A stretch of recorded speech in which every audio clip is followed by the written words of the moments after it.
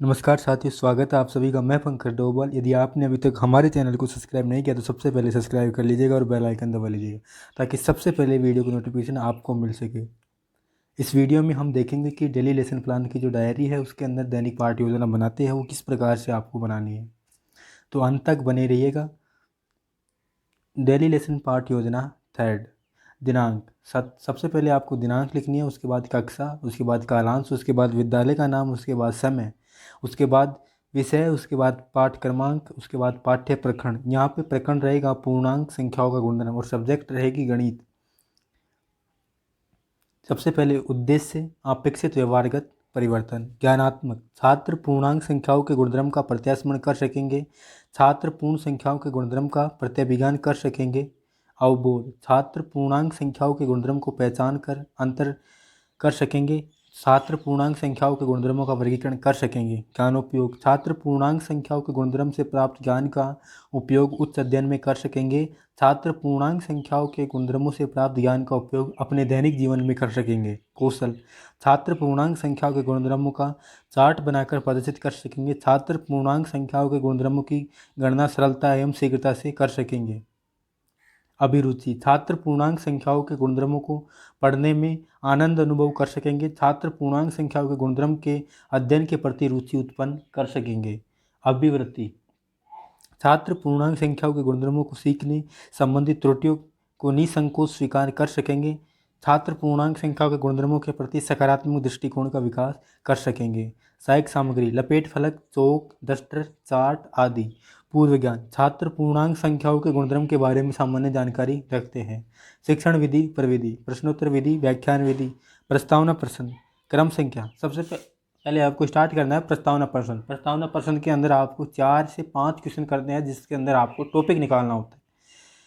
छात्र अध्यापिका क्रियाएं, छात्र क्रियाएं, 1 से लेकर अनंत तक की संख्याओं कौन सी संख्या कहलाती है? प्राकृत संख्याएं। प्राकृत संख्याओं में शून्य को शामिल कर लिया जाए तो कौन सी संख्याएं कहलाएगी? पूर्ण संख्याएं।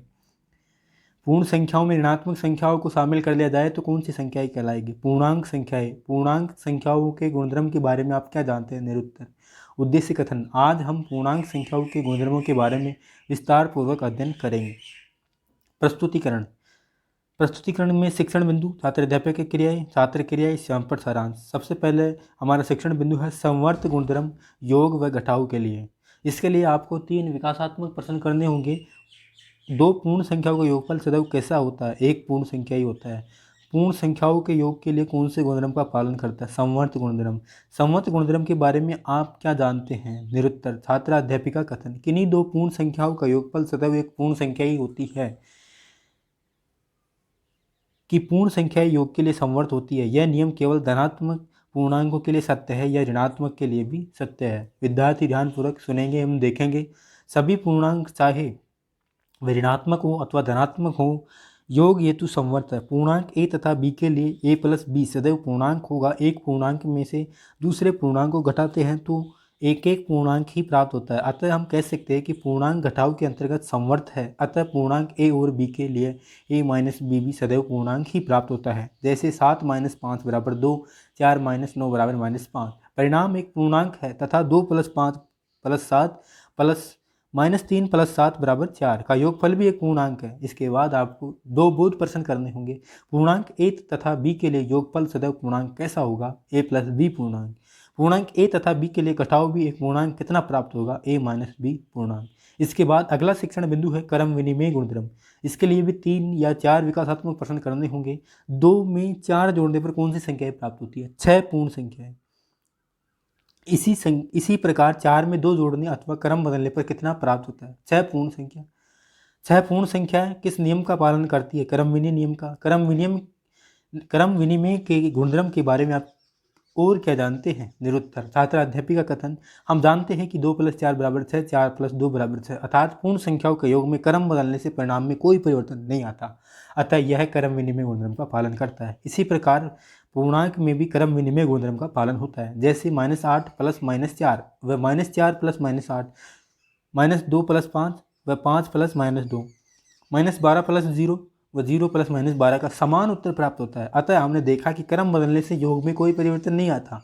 अर्थात पूर्णांक योग संक्रिया के लिए क्रम विनिमय गुणधर्म का पालन करते हैं। व्यापक रूप में दो पूर्णांक ए व बी के लिए a प्लस बी बराबर b प्लस ए है।